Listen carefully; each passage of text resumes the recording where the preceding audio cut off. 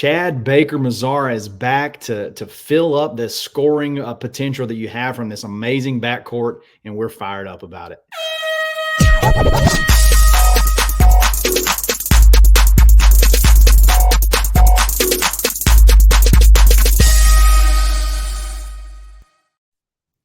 Yes, sir. We're back. It's another episode of the Barn Hoops Pod, and there's your boy Zip Jasper. I'm your host Kyle Rush, and we are ready to talk about this basketball roster. We keep going player by player because, hey, they deserve it. They're SEC champions.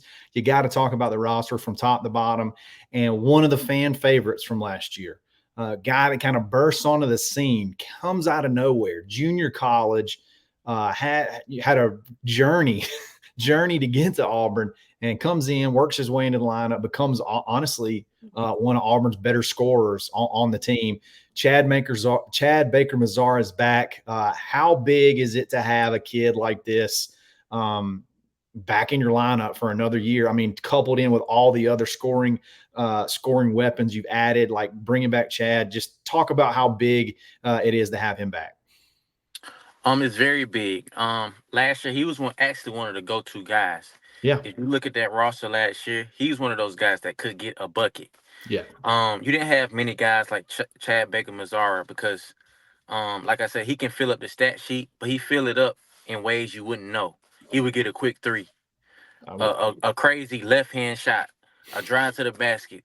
Like he just does things that nobody else does. Like he was a sleeper coming in, but he showed people what he can do and how he can do it, and he can score in many different bunches. He can drive, he can shoot threes, he can shoot floaters. So it's very good to have him back, in Auburn, and have him playing great basketball. Yeah. So one thing I've always liked about Chad Baker and guys like him that aren't necessarily physically super gifted, like from an athletic standpoint, but they're basketball players. They know how to use their body. They know how to do the, Euro steps and all this. They know how to manipulate their body to be able to maximize everything they can. And like you said, it seemed like anytime Auburn needed a big shot last year, Chad was not scared to pull the trigger in somebody's face, and he was going to let them know about it. He was going to let them know about it as well, and that's one of the things that I love about him, probably the most about his game. Now, you still there, Zep? There he is. I don't know why it went out. It's all good. It's all good. So, a topic of conversation though is. So you've brought in Miles Kelly, who's kind of one of those flex combo 2-3 type players. Mm-hmm. When the ball goes in the air against Vermont, when the tip off is at you have the tip off against Vermont, who's starting at 3? Like that's going to be a good battle. Who comes out as the starter there at 3? It'll be a close one because it's all about who fits in the lineup, who matches with who. Chad Baker Mazar is one of those guys I see coming straight off the bench and being a 6-man or 7th man with Tahad Pettiford, because I feel like he's one of those guys that we need to have that energy coming off the bench to score, to get the crowd hype, to talk trash. So I see him coming off the bench. I see Miles Kelly with him being a pure scorer, him coming from the ACC. I feel like he didn't come for nothing to just come to Auburn and come off the bench when he was one of the top scorers in the ACC, which I feel like ACC is right behind the Big 12. So I feel like Chad Baker Mazara, he'd be one of those guys that come off the bench and just fill the stat sheet up. What a luxury! What a luxury to have that guy possibly coming off the bench. I mean, there's still some good rotations to where if Denver has to slide over and play point, maybe Miles Kelly slides over to 2. You talked about Todd Pettiford coming in, so that could very well be the case too. And you could have those guys on the court at the same time. It's just rotations are so important. People think you just automatically put your best 5 out there, and then you just rotate in your next best 5. But the problem is you got to be careful the way you do that, because you could end up with a lineup that could be handicapped on one side or the other, whether it be handicapped on offense, handicapped on defense. And I love the idea. I love the possibility of having Chad sliding in off the bench as that sixth man and filling it up. I think that's a underrated, massive thing for this lineup that is big going into the year. Well, it's super massive because, like, when you think about it, last year's team, you had Katie Johnson coming off the bench, giving that energy. Now Yeah. you have guys that can really score the basketball, like Miles Kelly, him, Tahad Pettiford. So it's like, say Denver Jones go to the point guard. Now we got Miles Kelly can go at the two. Then you got Chad Baker Mazara can go at the three. You have length. Yes. Like Yes. Denver guard is not he's not a small guard. He No. got size on him. Miles Kelly, he got size, length. Chad Baker Mazar got size and length. So it's like you got so many combinations you can use on the court now. It's like, let's just throw something at a team. Let's see what can happen. And like you say, Chad Baker Mazar is one of those guys that he's not afraid of the moment. No No. matter if he misses, he makes it. He always feel like he's great at what he does on the Oh yeah. basketball court. He's not as talented, but he's not afraid. He Yeah. go off of basketball instincts. So he's one of those guys that he make one shot, he feel like he's gonna make ten Every one of thousand them. more shots. He feel like he's gonna make every single shot that touches hands. Oh yeah, He that bucket doesn't. gets big. Once the first couple go in, that bucket gets big, doesn't it? It gets big because he just have that confidence about himself. I love it about him because I know how BP is as a coach. He love guys like that because Yeah. he know guys like that don't care what anyone says. He know that Chad Baker Mazar is gonna shoot whatever, do whatever, and you need guys like that. I feel like Sure. he's the guy on this year's team to be like, okay, I'm gonna take this shot. Yeah, absolutely. So, also very underrated defensive player. I think he makes a lot of plays, a lot of steals. He's very frustrating. I think he's a frustrating defender because, like you said, he's long and wiry, and he may not necessarily be the most athletic guy, but he just gets in your face and makes stuff happen, frustrates you. So, very underrated defender. I know his scoring gets a lot of the hype, but he's a very underrated defender. I want to talk about something about Chad that we saw kind of rear its ugly head a little bit last year, a few times, and then how you balance that and use it to your advantage. But before we do, we got to give a shout out to our boy Ford Stokes with Active Wealth Management.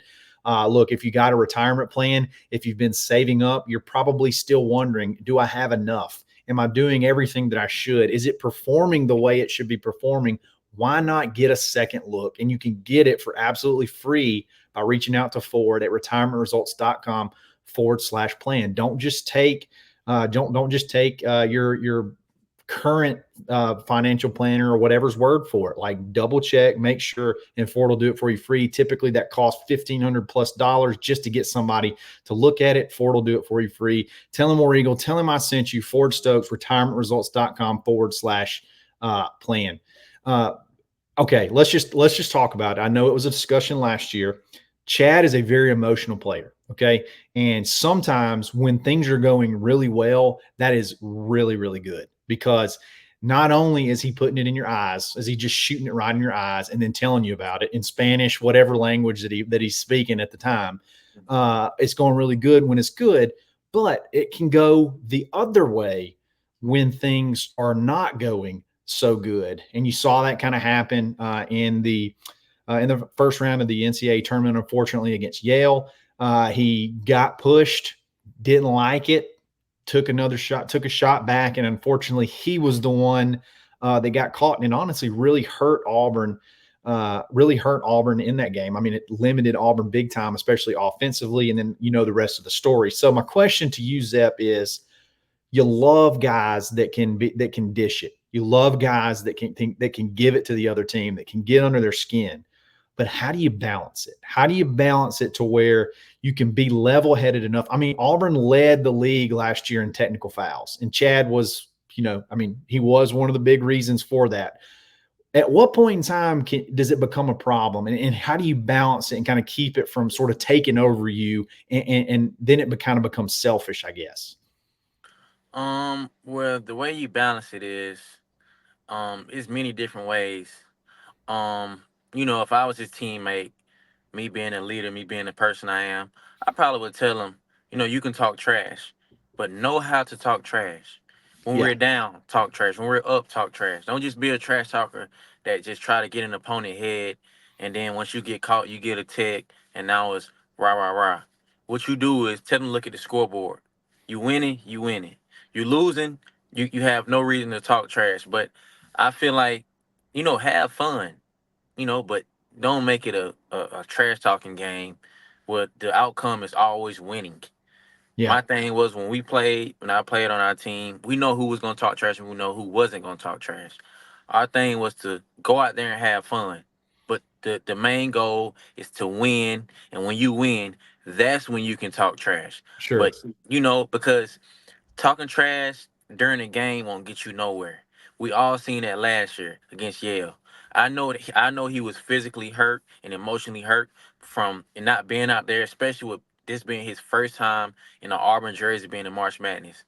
I know he learned from his mistakes. So this year, I feel like he'll be one of those trash talkers that won't talk as much smack as he did last year. I think he'll be a better trash talker than he was last year. I think. Yeah, I mean, you gotta have if that's part of your game, like you gotta have you can't just not do it. You know what I mean? You can't just not be that guy. If that's who you are, that's how you get revved up. That's how you get after it. You can't just cut that off Mhm. because again, that may take a little bit of your edge, take a little bit of your edge away. But I'm with you. I think the biggest thing is you have to take the me out of it. And if it's I'm trying to get under this guy's skin because I can score on him for the team or get under his skin so that my team can take advantage of it. I just think you got to be a lot more controlled. And I think Bruce, it was really cool to see him sort of take up for Chad. And I think I'm hoping that meant a lot. That meant a lot to Chad for him to stand behind him like that and maybe be able to figure out ways to be able to control that emotion, especially early in the game. Like there ain't no sense in technical fouls 3 or 4 minutes into the game. Like we got it, especially when we need you. We need you out there. So I'm with you. I think that there was a lot of stuff like he got his dad came to that game the one of the first times he got to see him play in college, flew forever, and then he gets booted within the first few minutes. I mean that's just brutal, and I'm hoping that we learned a lot from it because he's so good, he's so valuable, and he can fill it up, and that's what I'm hoping we learned from last year, and because man, oh man, just think about this two deep basically, or I guess it would be like a five deep because you don't have 2 point guards. But think about this: you got JP Pegues, who's a bucket last year at point guard coming in. He's still getting adjusted, but once he figures it out, once he gets adjusted, he's going to be a really good player. You got Denver Jones, who's a dead eye 3 point shooter. Then you got Miles Kelly, who was one of the leading scorers in the ACC. And then when you sub him in, you sub in a McDonald's All-American 2 guard, and you sub in Chad Baker Mazara, who could score 20 or 30 points on you in a heartbeat coming off the bench. I mean, this backcourt is something special. It's very special, but like I say, you don't know what's coming at you. You don't know what type of wave you're gonna get. You might Yep. have a guy like Miles Kelly who scored 20 this night. Then you got Chad Baker Mazar who get hot at any time. He might come and score 20. Then you got Tahad Pettiford who can score in bunches. As a freshman, I feel like he's gonna be one of the best scorers in the nation. Then you Ooh. got JP. JP, he's still learning the point guard position. But I feel like he's gonna be okay because it only takes a few games to get adjusted. Yeah. And I feel like once he get adjusted, his confidence is gonna go to another level. And his confidence is gonna go to another level where he get the confidence to score, to pass, facilitate, and do everything his team needs for them to win. Absolutely. So let's talk about the season outlook for Chad and some stuff that he could do to sort of take his game to the next level. First of all, free throw shooter, he's unreal, unbelievable free throw shooter. I could say, hey, let's try to figure out ways to get to the line more. That would be something I would love to see him maybe penetrate more, get to the line because man, late in the game he can be a closer because like I just said, he is a free throw machine when he gets to the line. What are some things you could see in his game to help, I guess, elevate him even to the next level? I know he likes to use his left hand a lot. Is it being able to go with his right some? Like what do you see? Um, if I was an NBA scout or was watching him, I probably would say two things he need to work on, and those two things would probably be getting more stronger, and Yeah. also using his right hand. I feel like he's one of those guys that go left, most of the time, and once they cut that left off, he tries to get back to his left. He never goes right. So I feel like that's one of the things he can work on, going on that right hand, two dribble right hand, and two dribble pull up on the right hand side, and using that left hand, with that shot. Like I said, and also getting stronger. I feel like if he gets stronger, I feel like his game will even go to a whole Oh yeah. another level. Cause the way he plays off of heart, emotion, and trash talk. So I feel like he's one of those guys that his whole game will change. It will be a whole new person. It probably won't be no trash talk because it would change his whole demeanor. Getting stronger, he would be one of the best scorers in the nation. Yeah, I'm with you. Zep, what would you do if the guy guarding you just started just dogging you in Spanish? What would you? How would you even take that? Have you ever have you ever had somebody speak to you just get after you in another language like that? I never have, and I played overseas basketball, so Yeah, I probably wouldn't know what to do. I probably would just ignore it because I probably wouldn't know what he's saying.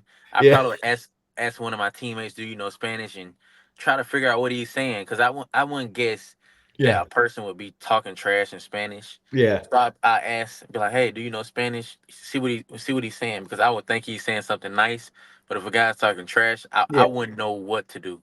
Yeah, you run into the sideline. You're like, let me get Google Translate out. Wait a damn minute. Wait a What minute, did I, he I just say? would I would do that, and I'd be like, "This dude got to be saying something nice to me.